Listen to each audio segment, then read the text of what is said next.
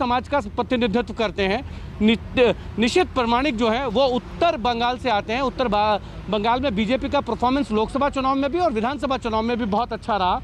और उसके अलावा अगर आप देखेंगे तो 2 और मंत्री जो शामिल किए गए हैं उनको भी जातिगत समीकरण के हिसाब से ही शामिल किया गया है कि जिन कास्ट में बीजेपी वहाँ थोड़े से कम वोट पाई है वहाँ से लाके 2024 की तैयारी बीजेपी ने बंगाल में अभी से शुरू कर दी है। लेकिन ये जरूर है कि बंगाल को लेकर बीजेपी का फोकस चुनाव बाद भी टूटा नहीं है।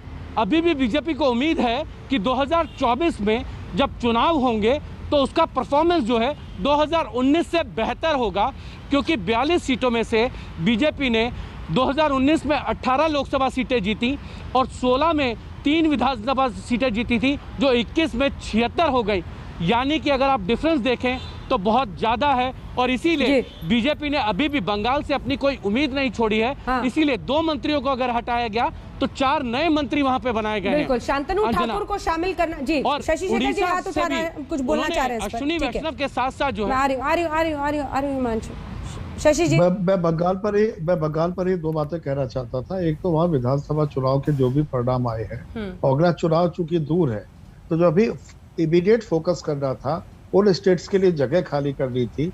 और दूसरी बात यह है कि बाबुल सुप्रियो जैसे लोग, इनका इस्तेमाल भारतीय जनता पार्टी करती रही है। पूर्व सैनिकों का, पूर्व अफसरों का, सिनेमा के लोगों का, वो भीड़ जुटाने के लिए जरूरी थे पिछले चुनाव तक।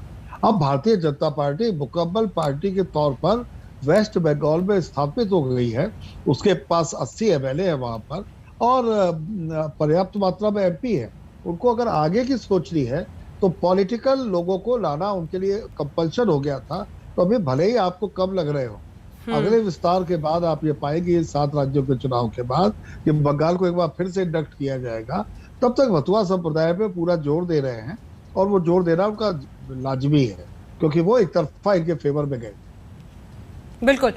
अशोक, आप भी इस पर एक कमेंट करना चाह रहे हैं? जो हम लोगों ने यूपी की बात इसके पहले छेड़ी थी, क्योंकि देखिए यूपी में समाजवादी पार्टी को ही सबसे बड़े, एक आप कह सकते हैं फिलहाल जो पंचायत चुनाव के इंडिकेशंस हैं उससे ऐसा लगता है कि वो एक बड़ा प्रतिनिधि दुश्मन बनकर सामने आ सकता है।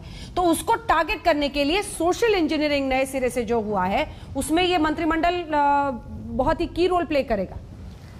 बिल्कुल अंजना, इसमें कोई दो राय नहीं है। जिस ढंग से हालात हैं उत्तर प्रदेश में, चुनाव में कुछ ही समय बचा है, तो सोशल इंजीनियरिंग बहुत ध्यान रख करके किया गया है और ऐसे समुदायों को लाया गया है कैबिनेट एक्सपेंशन में ताकि एक बैलेंस किया जाए। सोशल इंजीनियरिंग कास्ट कम्बिनेशन जो है उसको देखते हुए हर समुदाय के लोगों को जोड़ा जाए, हर जाति के लोगों को जोड़ा जाए।